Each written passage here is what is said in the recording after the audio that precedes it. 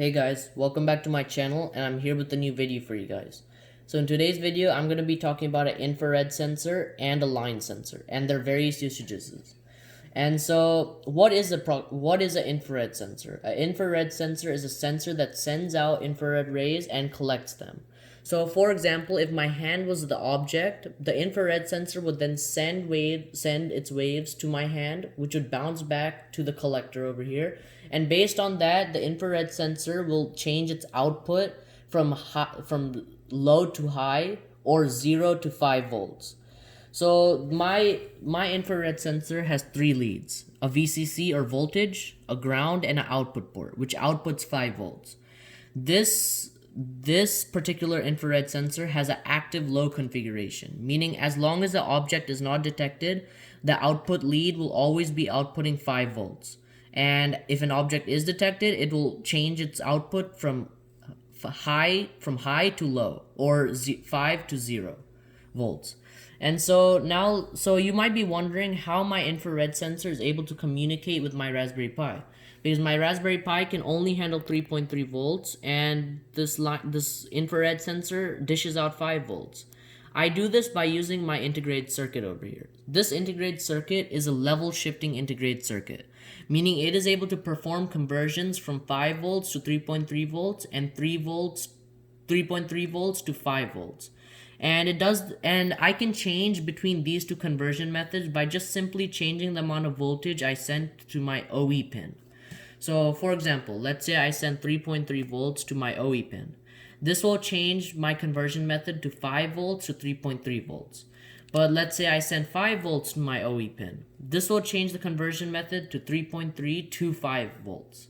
And now let's take a look at how this all blends together. So my infrared sensor is now connected to my integrated circuit, which my integrated circuit, since it's not sensing any object, is dishing out 5 volts, which goes to this integrated circuit, performs the same conversion method, 5 to 3.3 volts, and then goes to an input port of my Raspberry Pi, allowing me to safely communicate between my Raspberry Pi and my integrated circuit. So now let's see a very similar sensor called the line sensor. This line sensor uses almost the exact same technology as the infrared sensor, except this line sensor is able to sense differences in color.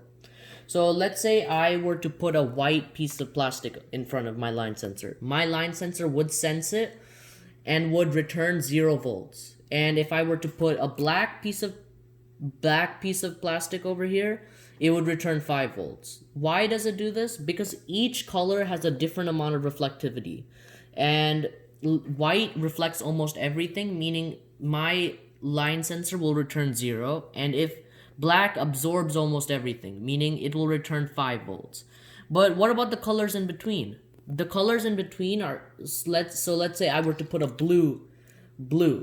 This line sensor would then output a different amount of voltage because it sensed a different color, and we can sense this through a Python program which I haven't written but is possible to write.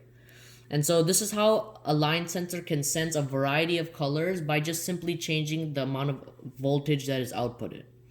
So also in addition to this, I've put a speaker and a diode just so we can test if these infrared and line sensors are actually working.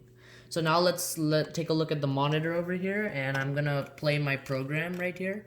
So as you can see over here, I'm setting up all the Raspberry Pi ports, and then over here I'm checking each input port to see if they're high or low.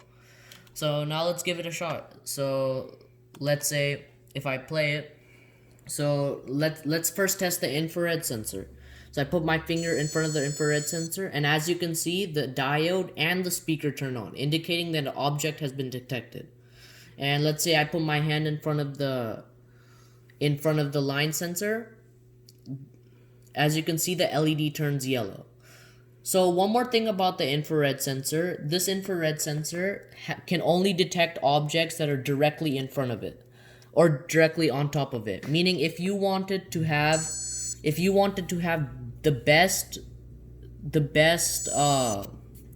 coverage, you should most likely use 2 infrared sensors pointing outward so you can cover the most area with this infrared sensor.